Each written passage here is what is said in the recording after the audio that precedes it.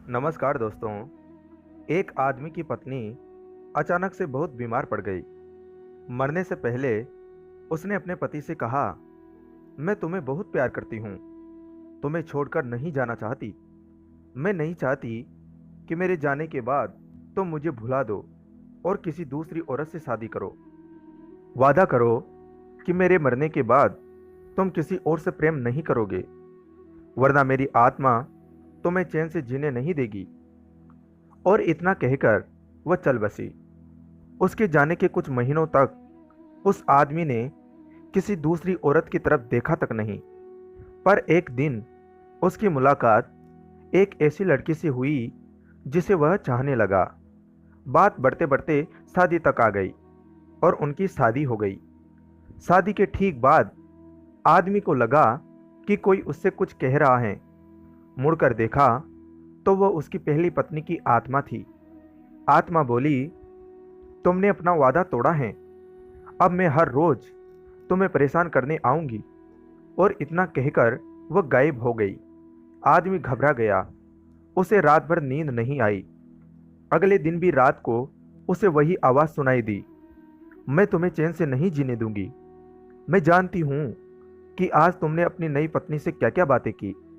और उसने आदमी को अक्षरशः एक एक बात बता दी। आदमी डरकर कांपने लगा।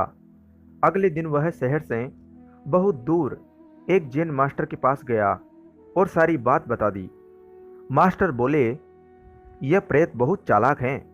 बिल्कुल हैं, तभी तो मेरी एक एक बात उसे पता होती है। आदमी घबराते हुए बोला। मास्टर बोले, कोई बात नहीं, मेरे पास इसका भी इलाज है। इस बार जब तुम्हारी पत्नी का भूत आए तो मैं जैसा कहता हूँ तुम ठीक वैसा ही करना। उस रात जब आत्मा वापस आई तो आदमी बोला, तुम इतनी चालाक हो, मैं तुमसे कुछ भी नहीं छिपा सकता।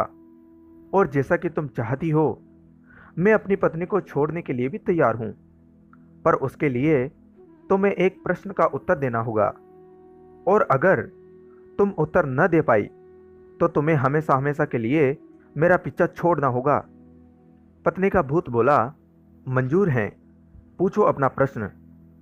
आदमी ने फौरन जमीन पर पड़े बहुत सारे छोटे छोटे कंकड़ अपनी मुट्ठी में भर लिए और बोला, बताओ मेरी मुट्ठी में कितने कंकड़ हैं। और ठीक उसी समय भूत गायब हो गया। कुछ हफ्तों बाद वह एक बार फिर से जैन मास्टर के पास उनका शुक्रिया अदा करने पहुंचा। मास्टर, उस भूत से मेरा पीछा छुड़ाने के लिए मैं जीवन भर आपका आभारी रहूंगा। आदमी बोला, पर मैं यह नहीं समझ पाया कि आखिर उस प्रश्न में ऐसा क्या था कि एक झटके में ही भूत गायब हो गया। मास्टर बोले, बेटा, दरअसल कोई भूत था ही नहीं। मतलब? आदमी आश्चर्य से बोला, हाँ, कोई भूत था ही नहीं।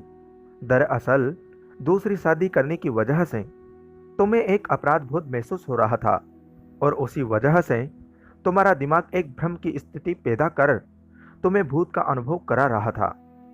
मास्टर ने समझाया। पर ऐसा था तो वह मेरी हर एक बात कैसे जान जाता था? आदमी ने पूछा। मास्टर मुस्कुराए, क्योंकि वह तुम्हारा बनाया हुआ ही भूत था, इसलिए जो कुछ तुम जानते थे वही वो भी जानता था। और यही कारण था कि मैंने तुम्हें वह कंकड़ वाला प्रश्न पूछने को कहा, क्योंकि मैं जानता था कि इसका उत्तर तुम्हें भी नहीं पता होगा और इसलिए भूत भी इसका उत्तर नहीं दे पाया और तुम्हें तुम्हारे दिमाग की ही उपज से छुटकारा मिल जाएगा। आदमी अब पूरी बात समझ चुका था। उसने एक बार फिर मास्टर को धन्यवाद किया और अपने घर लौट गया।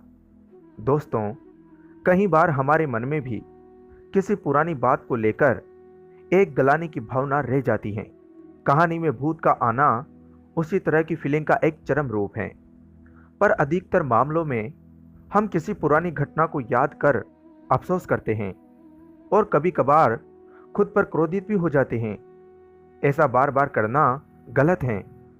अपने भूत की वजह से अपने भविष्य और वर्तमान को बिगाड़ने में कोई समझदारी नहीं है। इसलिए अगर आप भी किसी पुरानी घटना की वजह से अपराध बोध महसूस करते हैं तो ऐसा ना करे। गलतियां करना मनुष्य का स्वभाव है, सभी करते हैं। आपसे भी हुई तो कोई बात नहीं। उस घटना को पीछे छोड़े और अपने जीवन को सार्थक बनाने की दिशा में काम करे। दोस्तों, कहानी कैसी लगी कमेंट करके ज़रूर बताएं। वीडियो को लाइक करें, चैनल को सब्सक्राइब कर घंटी को ज़रूर दबाएं।